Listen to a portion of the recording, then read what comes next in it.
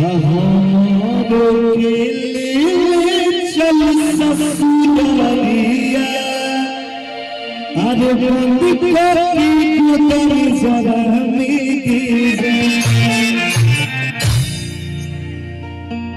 इगो गाना बाकी अरे समय रावा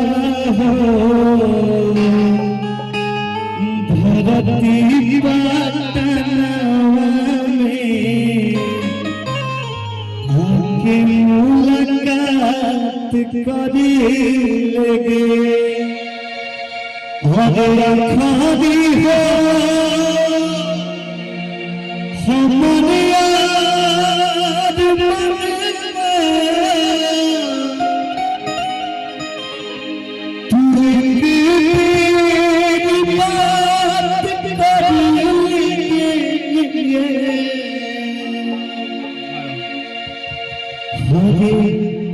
माने हम फीलिंग दी मौका बानी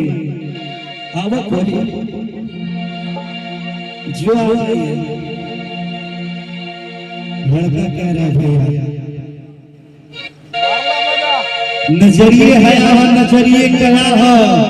नजरिए है मौत नजरिए सजा है नजरिए नजर के नजर से मिलावेला नजरिए को मारन को प्यार किया बदनाम हो गए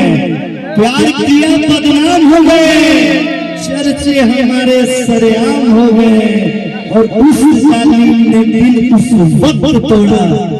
जब हम उसके प्यार के दीवाने हो गए।